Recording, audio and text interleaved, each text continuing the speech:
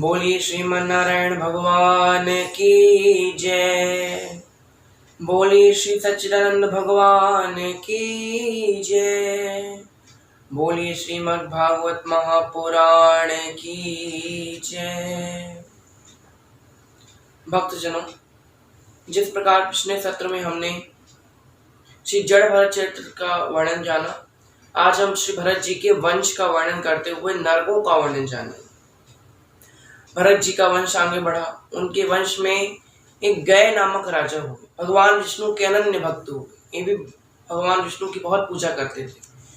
लेकिन राजाओं का एक स्वभाव होता है ना कि वो शिकार खेलना पसंद करते हैं, युद्ध करना पसंद करते हैं। यहाँ उस राजा का भी वो स्वभाव था, उसे भी शिकार खेलना बहुत अच्छा लगता था। एक दिन राजा गए शिकार खेलने जाते हैं।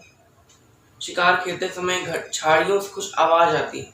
उन्हें लगता है हिरण है, तो वो बाण चलाते हैं। बाण जाकर एक ऋषि को लग जाता है और ऋषि राजा को मृत्यु के समय अपने श्राप देता है कि तुमने ये राजा होकर भी राक्षसों जैसा कार्य किया है, इसलिए तुम असुर हो जाओगे। यहाँ राजा जैसे ही श्राप दिया ऋषि ने, वैसे ही राजा का शरीर 5 कोस तक बढ़ गया।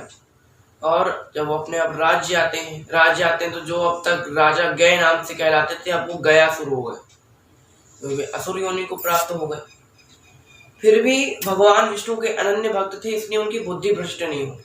राक्षसों का शरीर पाकर भी वो मनुष्यों जैसे कार्य करते थे। वो भगवान की पूजा करते, जल्दी स्नान करते, ब्राह्मणों का बहुत सम्मान करते थे। वो तो गलती से मार दिया उन्होंने। यहाँ ब्रह्मा जी की बहुत तपस्या की। ब्रह्मा जी ने उनसे प्रसन्न होकर कहा, वरदान मांगो। गयासुर ने कहा, मैं ये वरदान चाहता हूं कि कोई भी मेरे दर्शन करे, जितने भी महा से महापापी ही क्यों ना हो, अगर कोई मेरे दर्शन कर ले तो उसको नरक लोक की प्राप्ति ना हो। ब्रह्मा जी ने कहा, तथास्तु। यहाँ पर जो साधारण मनुष्यों की जो आयु होती है वो लगभग 60-70 होती है आज के जमाने में, लेकिन असुरों की आयु उससे कई गुना ज्यादा होती है। 500-600 वर्ष की आयु होती है असुरों की। तो यहाँ पर गयासुर भी असुर योनि को प्राप्त हो गया था, इसलिए उसकी आयु भी बढ़ गई। यहाँ पर सारे जो गलत कार्य करने वाले लोग थे उन सबको पता चल गया कि भाई गयासुर के दर्शन कर लो, जितने पाप करो और स्वर्ग मिलना है। तो यहाँ पापी से महापाप करते और गयासुर के दर्शन करके स्वर्ग को चले जाते। यहाँ नर्क लोग खाली होने लगा, स्वर्ग लोग भरने लगा। पापी जिनको नर्क जाना चाहिए वो स्वर्ग जा रहे थे। यहाँ पे संतुलन बिगड़ जाता है। तभी देवता श्रीमन नारायण के पास आते हैं। श्रीमन नारायण कहते हैं, रुको, कुछ तो करना पड़ेगा। तो ऐसे तो नहीं मार सकते। क्यों नहीं मार सकते? पहली बात, भगवान अपने भक्त को नहीं मारते। दूसरी बात, वो कुछ गलत काम थोड़ी ना कर रहा है, उसने तो तपस्या करके वरदान मांगी, तो फोकट में तो उसको वरदान मिला नहीं। और वैसे भी वो तो नहीं जाता ना किसी के पास दर्शन कराने, तो लोग उसके पास आते हैं। और उसने कोई ढिंडोरा भी नहीं पीटा कि आओ मेरे पास दर्शन करो, स्वर्ग जाओ, ऐसा कोई बैनर नहीं लगाया ना, तो ऐसे मार नहीं सकते। तो भगवान ने एक युक्ति सुझाई। गयासुर से कहा, गयासुर, हमें एक बहुत पवित्र यज्ञ करना है, उसके लिए तुम हमें कोई स्थान बताओ। गयासुर ने कहा, मुझसे पवित्र और क्या हो सकता है जिसके दर्शन मात्र से स्वर्ग प्राप्त हो जाता है। भगवान ने कहा, अच्छा, तो हम तुम पर यज्ञ कर सकते हैं? गयासुर ने कहा, बिल्कुल कर सकते। ठीक है, यहाँ पे यज्ञ की सामग्रियां लाई जाती हैं। गयासुर लेट जाता है। गयासुर के पेट पर भगवान जोर से हवन कुंड पटकते हैं, फिर भी गयासुर को कुछ नहीं होता। सोचा भी अग्नि की लपटों से कुछ होगा, अग्नि की लपटें जलती हैं, फिर भी कुछ नहीं होता। यहाँ यज्ञ संपन्न हो जाता है, कुछ भी नहीं होता। यहाँ भगवान कहते हैं, अब तो मुझे इसे मारना पड़ेगा। गयासुर से कहते हैं, देखो, तुम्हारी वजह से जो नर्क लोग को जाना चाहिए वो स्वर्ग जा रहे हैं, इसलिए अब मुझे तुमको मजबूरन मारना पड़ेगा। यहाँ भगवान कहते हैं एक बार और कि देखो, मारने वाला हूँ, इसलिए मैं तुमसे चाहता हूँ कि तुम्हारी जो भी आखिरी इच्छा हो मुझे बता दो। गयासुर ने कहा, भगवान, मेरी आपसे 2 इच्छाएं हैं। अगर उन 2 इच्छाओं को आपने पूरा कर दिया तो मैं खुद अपने शरीर का त्याग कर दूंगा। आप पर लांछन भी नहीं लगेगा कि आपने एक भक्त के प्राण ले लिए, एक निर्दोष के प्राण ले लिए। भगवान ने कहा, बताओ। गयासुर ने कहा, पहली इच्छा, यज्ञ के समय जितने देवी देवता मेरे ऊपर निवास कर रहे थे, जब भी कोई धर्म का कार्य होता है, यज्ञ आदि कार्य होते हैं, तब सभी देवता वहां पर उपस्थित होते हैं। यही गयासुर ने कहा कि जितने देवी देवता उस समय उपस्थित थे वो हमेशा के लिए मेरे इस शरीर पर उपस्थित रहेंगे। भगवान ने कहा तथास्तु। दूसरा वरदान, गयासुर ने कहा दूसरा वरदान मांगता हूँ। भगवान ने कहा मांगो। गयासुर कहता है कि देखिए, वैसे तो श्राद्ध आदि करने से पितरों को मुक्ति प्राप्त हो जाती, लेकिन अगर किसी की सहूलियत ना हो, किसी का सामर्थ्य ना हो, उतना धन ना खर्च कर सके, इतना यात्रा ना कर सके, तो केवल वो आपके धाम आकर, केवल मेरे धाम आकर आपसे केवल इतना कह दे कि हे परमपिता परमेश्वर, मेरे पितृषणों को मुक्ति प्रदान कीजिए, तो आपको उनके पितरों को मुक्ति प्रदान करनी ही होगी। हाँ, वैसा नहीं है कि समर्थ है फिर भी नहीं कर रहा है, फिर भी बैठे हुए हैं, तो दिक्कत है। अगर सामर्थ्य नहीं है तब आप ऐसा कह सकते हैं, वरना श्राद्ध आदि करना चाहिए, ये भी पुण्य का ही कार्य है। यहाँ गयासुर अपना शरीर त्याग देता है। गया धाम की महिमा इसीलिए इतनी बताई गई पुराणों में। लोग गया जाते हैं, हजारों लोग गया जाते हैं, पितृ श्राद्ध करते हैं। गया में श्राद्ध करने का पुण्य हर जगह श्राद्ध करने से अधिक प्राप्त होता। यहाँ पर गयासुर ने ऐसा क्या कार्य कर दिया जो आज हम भागवत जी में उसका नाम ले रहे हैं। उसने अपने पूरे जीवन काल में कोई ज्यादा बड़ा कार्य तो किया नहीं, केवल उसने एक कार्य किया, दान की। दान करना आवश्यक है, सेवा की, उसने सेवा करनी आवश्यक है। आप कैसे करते हो, किसकी करते हो, किस तरह करते हो, ये आवश्यक नहीं है। सेवा जरूरी नहीं कि धन से ही हो। कुछ लोग सोचते हैं कि हमारे पास तो धन नहीं तो हम कैसे सेवा करेंगे, हो गया, सेवा दूसरों को करने दो। आप भी सेवा कर सकते हैं। सेवा और पूजा तन मन धन से होती है। मान लीजिए जिसके पास धन है तो वो तो धन से कर दी सेवा, जिसके पास धन नहीं है तो मान लीजिए आपके सामने कोई असमर्थ व्यक्ति है, तो आप उसको, मान लीजिए कोई बीमार है, आप उसकी देखभाल नहीं कर सकते, आप उसको सरकारी अस्पताल तक ही पहुंचा दीजिए, वहां उसकी सेवा हो जाएगी। कोई दिव्यांग व्यक्ति है, उसको दिव्यांग आश्रम पहुंचा दीजिए, वहां उसकी सेवा हो जाएगी। तो ये तन से सेवा हो गई। और मन से सेवा, मान लीजिए आप ये भी नहीं कर सकते, आपके पास फोन आदि नहीं है, आप नहीं कर सकते, तो आप दूसरे व्यक्ति को सुझाव दीजिए कि मैं तो नहीं कर सकता पर तुम कर सकते हो, तुम समर्थ हो, तो तुम सेवा करो। तो सेवा तन मन धन से होती है, कैसे भी करो, सेवा करना आवश्यक है। सेवा करने से पुण्य प्राप्त होता है। और अंत समय में कोई आपके साथ नहीं जाने वाले, जितने रिश्तेदार हैं, नातेदार हैं, जितने आपके सगे संबंधी हैं, कोई आपके साथ नहीं जाने वाला। जाने वाले तो केवल आपके पाप और पुण्य। यहाँ मान लीजिए जब भी हम लोग कहीं घूमने जाते हैं, स्त्रियां जाती हैं अपने मायके गर्मी के टाइम घूमने फिरने। मान लीजिए मायका दूर है तो पहले टिकटें बुक कराई जाती हैं, टिकट बुक हो गई, या जब टिकट बुक हो जाती तो अब पैकिंग हुई, खाना रखा, कपड़े रखे, पानी रखा, पानी की बोतल, अब यहाँ रवाना हुए, टैक्सी बुक की, ट्रेन में गए। यहाँ कितनी सारी, कुछ दिनों के लिए कहीं जाते हैं तो कितना तैयारी करते हैं। यहाँ कितने लोगों ने ऊपर जाने की तैयारी करके रखी है, पता है सबको कि एक दिन जाना है। ऐसा नहीं है कि आप भले ही नकार रहे हैं, लेकिन आपकी आत्मा को पता है कि आपको जाना है। जब भी कोई छोटा सा बालक है माँ के गर्भ में, तो उसी कोई गारंटी नहीं है, भगवान ना करे ऐसा कभी, उसी कोई गारंटी नहीं है कि वो बाहर निकलेगा ही निकलेगा। तो बाहर निकला है तो ये गारंटी नहीं कि बड़ा होगा कि नहीं होगा। बड़ा हो गया तो पता नहीं कि शिक्षा ग्रहण कर पाएगा कि नहीं कर पाएगा, शादी हो पाएगी कि नहीं हो पाएगी, बूढ़ा हो पाएगा कि नहीं हो पाएगा।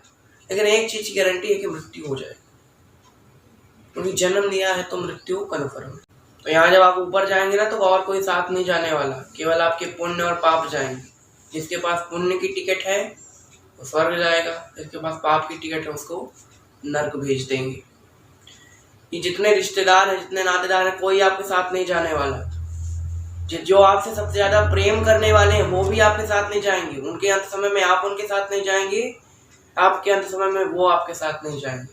आप अकेले ही उनके अपने अंत समय में जाएंगे। एक बहुत अच्छा गीत है, आज के जो वातावरण है उसके लिए एकदम परफेक्ट बैठता है।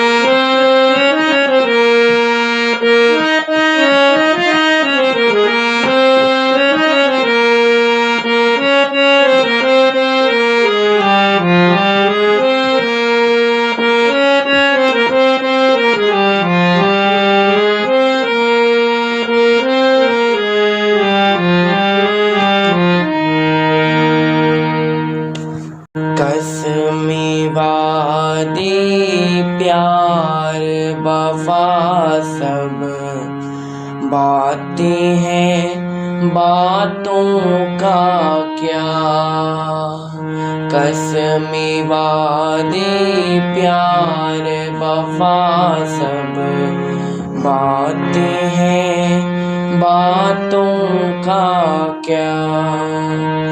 कोई किसी का नहीं झूठे नाते हैं नातों का क्या,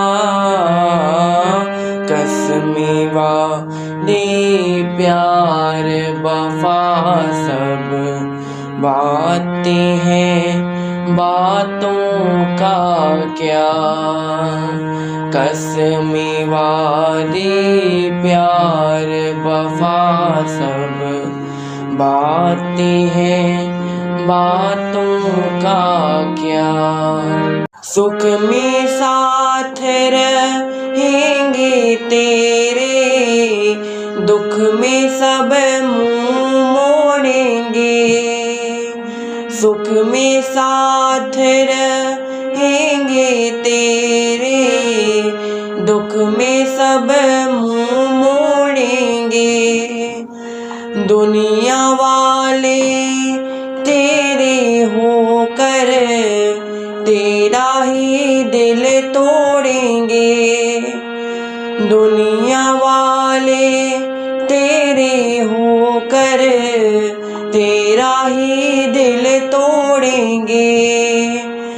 देते हैं भगवान को धोखा, देते हैं भगवान को धोखा, इंसान को क्या छोड़ेंगे।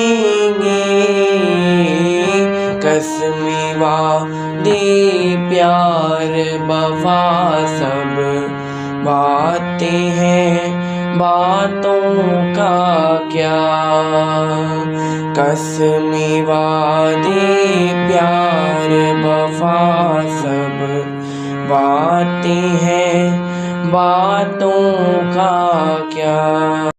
होगा मसीहा सामने तेरे, फिर भी तू ना बच पाएगा। होगा मसीहा सामने तेरे, फिर भी तू ना बच पाएगा। और तेरा अपना खून ही आखिर तुझको आग लगाएगा।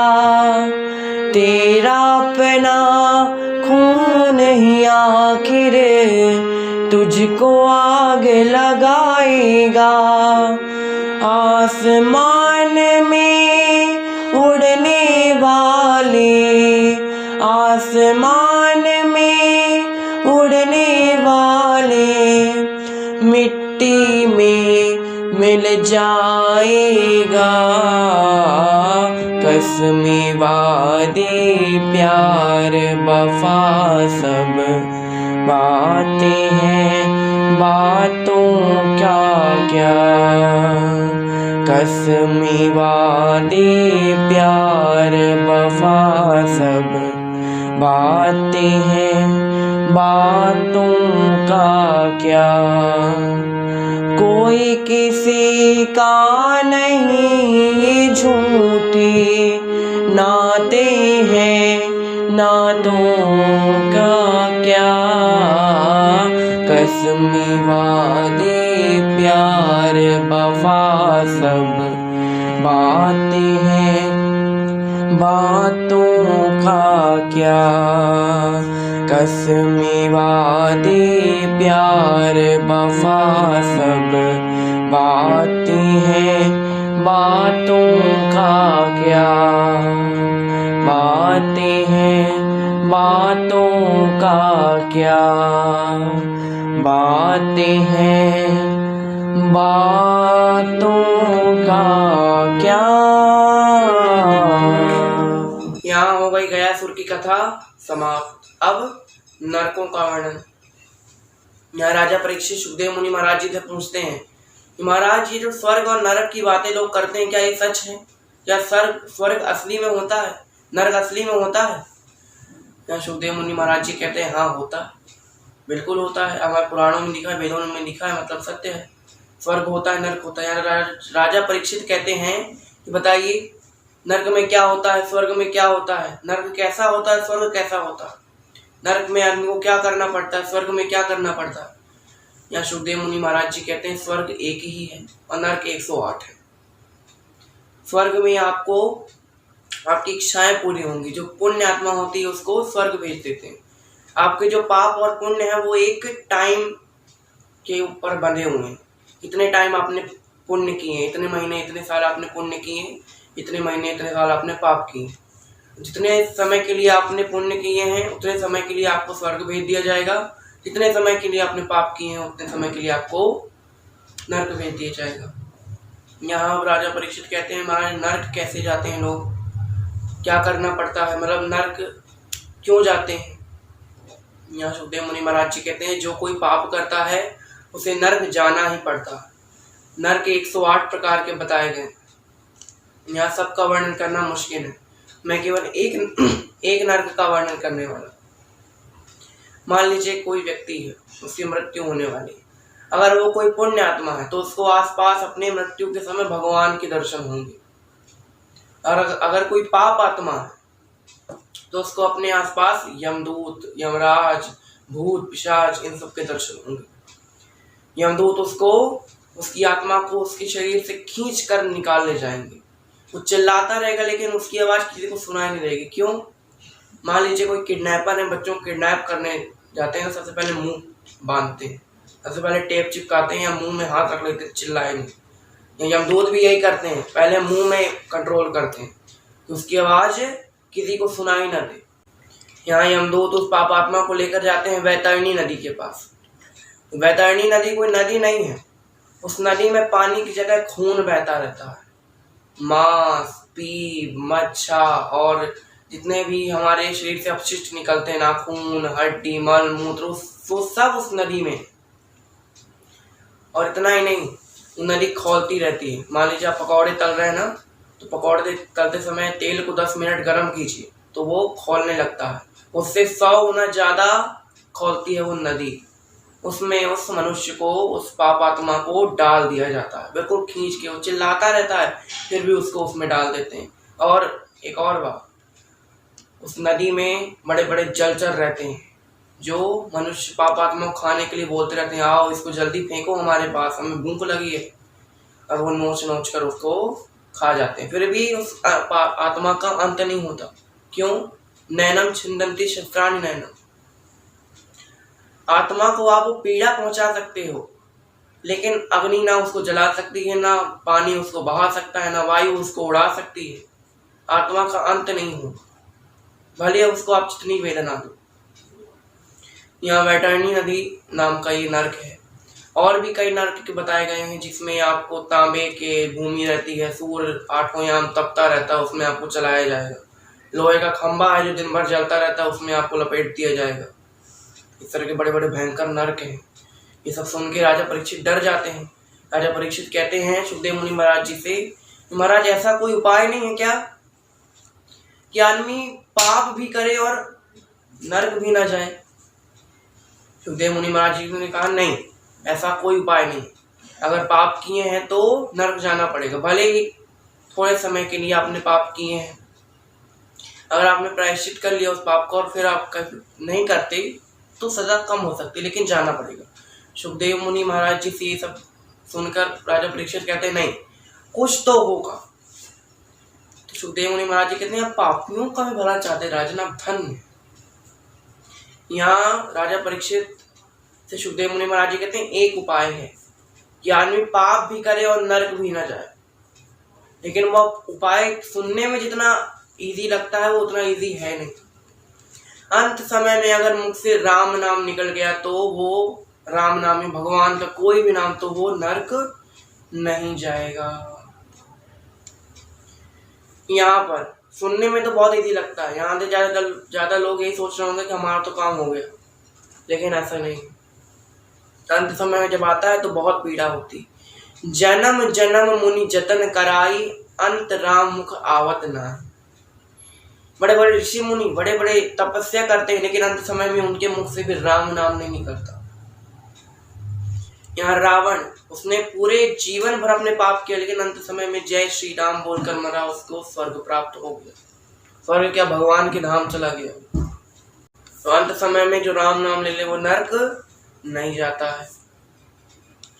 यहाँ पर जो सांसारिक मनुष्य होते हैं वो कहते हैं ना, हमको प्रूफ चाहिए। कभी ऐसा हुआ है क्या? यहाँ राजा परीक्षित भी पूछते हैं कि भाई हमको प्रूफ चाहिए, कुछ बताइए ऐसी कोई कथा जिसमें ऐसा हुआ हो। यहाँ स्कंद में प्रवेश करने जा रहे हैं। यहाँ सुखदेव मुनि महाराज जी कहते हैं हाँ ऐसा हुआ। अब हम अजामिलोपाख्यान की ओर प्रवेश करेंगे। सुखदेव मुनि महाराज जी कहते हैं एक ब्राह्मण थे, कन्नौज नाम के नगर में एक ब्राह्मण रहते थे, उनके पुत्र थे, उसका नाम था अजामिल। ब्राह्मण भगवान की बहुत भक्ति करते थे, अजामिल के अंदर भी भक्ति भाव आ गए थे। एक दिन अजामिल खेलते खेलते वन की ओर चला गया। वन में एक शूद्र दाम्पति संभोग कर रहे थे, वो चीज उसने देख ली, तो उसके मन में गलत विचार आने शुरू हो गए। अब यहाँ जब एक गलत विचार आता है वो अपने संगी साथियों को बुला ही लेता है। यहाँ चोरी करनी शुरू कर दी, मदिरा पान करना शुरू कर दिया, झूठ बोलना शुरू कर दिया। यहाँ चोरियां धीरे धीरे डकैतियां बन गई, गलत स्त्रियों के साथ संग करता। डकैतियों से उसने एक बड़ा सा महल खड़ा किया। यहाँ पर एक ऋषि थे उसी नगर में, 100 साल की समाधि से उठे थे, 100 साल की तपस्या करने के बाद वो उठे थे। उन्होंने कहा एक व्यक्ति से कि बताओ यहाँ कोई ब्राह्मण का घर है क्या, मुझे एक रात बितानी है। यहाँ एक आदमी ने कहा है तो, लेकिन वो ब्राह्मण कहलाने के लायक नहीं। यहाँ ऋषि कहते हैं मुझे क्या है, वो लायक हो चाहे नालायक हो, मुझे तो बस एक रात गुजारनी है। बोले बता देते हैं कि भाई ये अजामिल का घर है। अजामिल से ऋषि बोलते हैं मुझे एक रात रुकने दो। अजामिल कहता है ठीक है रुक दो। महल था, बहुत सारे कमरे थे, एक कमरे ऋषि को दे दिया जाता है। अब यहाँ रात को जहाँ ऋषि भगवान का नाम ले रहे हैं, भक्ति कर रहे हैं, वहीं अजामिल गलत कार्य कर रहा है। यहाँ ऋषि सब देख रहे हैं, उनका तपोबल इतना है कि वो सब कुछ उन्होंने देख लिया। सुबह जब ऋषि जाने लगते हैं तो ऋषि क्या कहते हैं अजामिल से, देखो तुमने मेरी बहुत सेवा की है, मुझे एक रात यहाँ रुकने का अवसर प्रदान किया, तुम मुझसे वरदान मांगो। अजामिल कहता है मुझे कुछ नहीं चाहिए, मेरे पास सब कुछ। ऋषि कहते हैं अच्छा तुम मेरी एक बात मान लो, वरदान मत मांगो। अजामिल ने कहा बताइए। ऋषि कहते हैं कि तुम्हारी पत्नी 10वें गर्भ से है, उसके जो पुत्र होगा उसका नाम तुम नारायण रख देना। ठीक है, ऋषि चले जाते हैं। यहाँ पे जब बालक उत्पन्न होता है तो उसका नाम नारायण रख दिया जाता है। यहाँ पे जो छोटा बालक होता है घर का, उसको अब ज्यादा मोह हो जाता है लोगों को, दिन भर उसी को बुलाते रहते हैं, नारायण ये कर दो, नारायण वो कर दो, नारायण यहाँ आओ, नारायण खाना खा लो, नारायण सो जाओ। यहाँ उसके मुंह में भी दिन भर नारायण नारायण नारायण का नाम जपता रहता है। यहाँ अंत समय आता है, यमदूत उसको पकड़ के ले आते हैं, वो चिल्लाता है नारायण मुझे बचाओ, नारायण मुझे बचाओ। यहाँ क्षीर सागर में भगवान बैठे हुए, उनकी नींद खुलती है, उन्हें पार्षदों को भेजते हैं, कहते हैं कौन चिल्ला रहा है भाई। यहाँ भगवान के पार्षदों को देखकर यम के दूत तो भाग गए। यहाँ अजामिल को भगवान अपने लोक ले जाते हैं। यहाँ यमराज आते हैं, कहते भगवान आपके भक्तों को तो वैसे ही हम हाथ नहीं लगाते, लेकिन यह अजामिल तो बड़ा पापी था, इसके लिए आपने क्यों रक्षा की। कहते हैं आपको पता है ना कि बड़े से बड़ा पापी हूँ, लेकिन अंत समय में मेरा नाम ले ले तो वो नरक नहीं जाएगा, आपके बंधन से मुक्त हो जाएगा। यहाँ पर यमदूत कहते हैं अरे नहीं नहीं, वो अपने बेटे का नाम ले रहा था, आपका नाम नहीं। भगवान ने कहा बेटा समझकर, पत्नी समझकर, भाई समझकर, बंधु समझकर, शत्रु समझकर भी अगर कोई मेरा नाम अंत समय में ले ले तो भी मेरे धाम को चला जाएगा। इस तरह की महिमा, इसलिए हमारे जो बड़े बुजुर्ग थे हमारा नाम भगवान के नाम पर रखते हैं, क्योंकि दिन भर तो कोई पूजा करता नहीं, तो भगवान का नाम हमेशा मुख में रहा है। आजकल पता नहीं कैसे कैसे नाम रखते हैं लोग, चिंटू, पिंटू, मिंगी, रिंकी, कोई मतलब नहीं। भगवान के नाम पर रखिए ना, कुछ कल्याण हो। भगवान ये सब मार्ग क्यों सुझाते हैं, ये व्रत रखने को क्यों बोलते हैं, ये अनुष्ठान करने को क्यों बोलते हैं, क्योंकि भगवान हमको अपने पास बुलाना चाहते हैं। मान लीजिए कोई माता है, कोई पुत्र उनसे रुष्ट हो गया, तो माता उनको लालच देती है ना कि आ जाओ, तुमको आइसक्रीम दिलाऊंगी, तुमको चॉकलेट दिलाऊंगी, तुमको घुमाने ले जाऊंगी, बस मेरे पास आ जाओ। तो भगवान भी हमको यही सब लालच देते हैं, तुमको नरक नहीं जाना पड़ेगा, स्वर्ग पहुंचा दूंगा, कल्याण कर दूंगा। तुम बस मेरे पास तो आओ, क्योंकि भगवान हमें कभी नहीं छोड़ सकते। ऐसा कुछ लोग कहते हैं ना कि भाई भगवान ने हमको छोड़ दिया, हमारा साथ नहीं दे रहे। भगवान कभी हमें नहीं छोड़ सकते। क्यों नहीं छोड़ सकते? हम उनकी संतानें, संतान को कभी माता पिता नहीं छोड़ सकते। तो भगवान ने हमको नहीं छोड़ा, हमें नहीं उनको छोड़ा, इसलिए हमको उन्हें मनाना है। और कैसे मनाना है? योग्यता बता के नहीं मनाना। मैं योग्य हूँ, मैं बहुत पूजा करता हूँ, मैं बहुत कर्म करता हूँ, इसलिए आपको मेरे पास आना होगा। आपको उन्हें अपना बना के मनाना, क्योंकि अपनेपन में जो शक्ति होती है वो योग्यता में नहीं होती। कैसे? एक बिजनेसमैन है, उसकी कंपनी में एक कर्मचारी है जो काम करता है, बहुत अच्छा है, लगन से कार्य करता है, बहुत ईमानदार है, 60-70 हज़ार रुपये महीना की सैलरी पाता है। वहीं बिजनेसमैन का लड़का है जो एकदम कुयोग्य है, कुछ नहीं करता, गलत काम करता है, या बिजनेसमैन की मृत्यु हो जाती है, तो सारा जो प्रॉपर्टी है वो किसके नाम आएगी? कर्मचारी के नाम आएगी क्या? पुत्र के नाम आएगी। क्यों? योग्य नहीं है, लेकिन वो अपना है। तो अपनेपन में वो शक्ति है जो योग्यता में नहीं है। इसलिए भगवान को मैं अपना बना के मनाना। आपको कहना कि हाँ भाई हमने किए हैं पाप, हम हैं पापी, लेकिन जैसे भी हैं हम आपके। क्या कहते हैं भक्त भगवान से?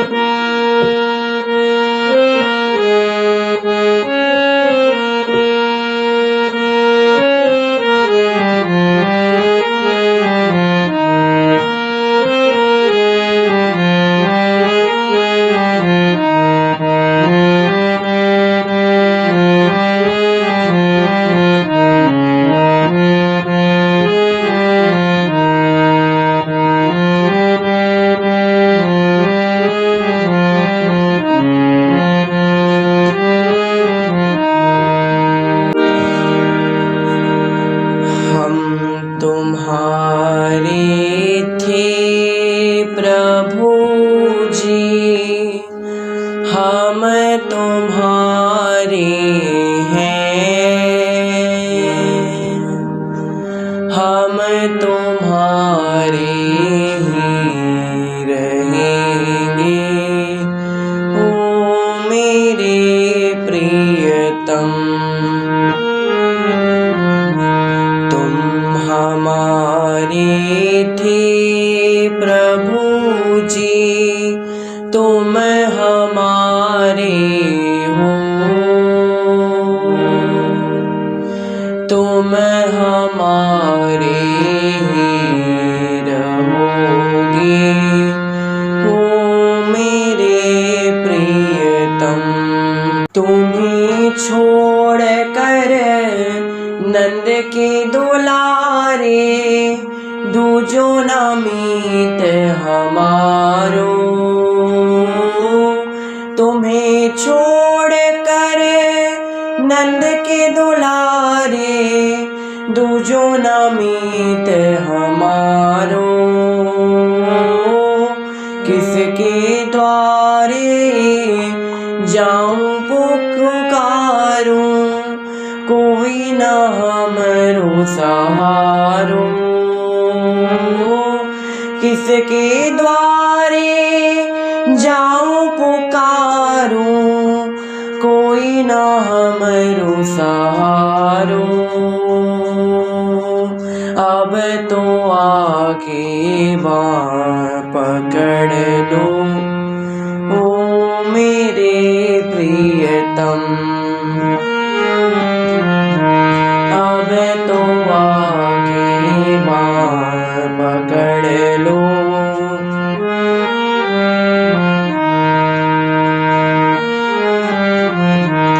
हम तुम्हारे थे प्रभु जी, हम तुम्हारे हैं।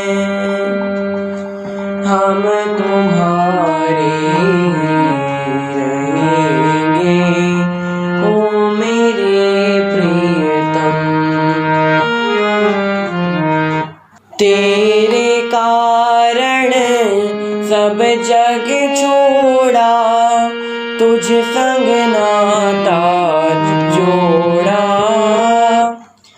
तेरे कारण सब जग छोड़ा, तुझ संग नाता जोड़ा। तेरे कारण सब जग छोड़ा, तुझ संग नाता जोड़ा। एक बार प्रभु बस ये कह दो, तू मेरा मैं तेरा। एक बार प्रभु बस ये कह दो, तू मेरा मैं तेरा। साची प्रीत की रीत निभा दो, ओ मेरे प्रियतम। साची प्रीत की रीत निभा दो।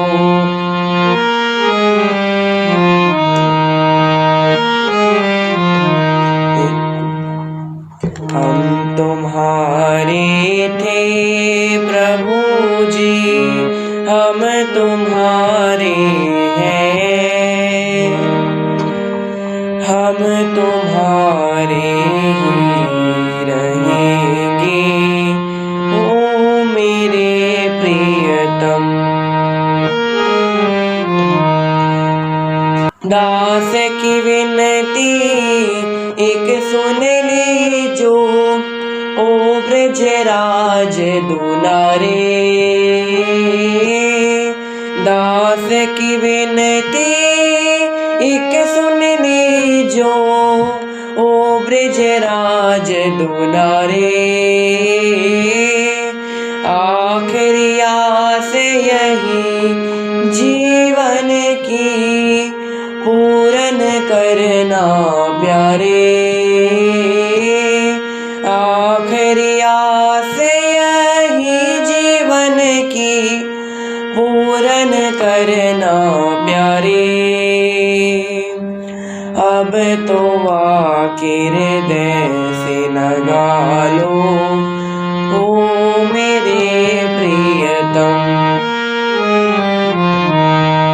अब तो आके हृदय से लगा लो, ओ मेरे प्रियतम। हम तुम्हारे थे प्रभु जी, हम तुम्हारे हैं। हम तुम्हारे ही रहेंगे, ओ मेरे प्रियतम। हम तुम्हारे ही रहेंगे, ओ मेरे प्रियतम। ओ मेरे प्रियतम, ओ मेरे प्रियतम। तो यहाँ पे आज की कथा समाप्त होती है। आज की कथा को हमें विराम देते हैं। धन्यवाद। जय श्री राम। श्री भागवत भगवान की है आरती, पापियों को पाप से है तारती।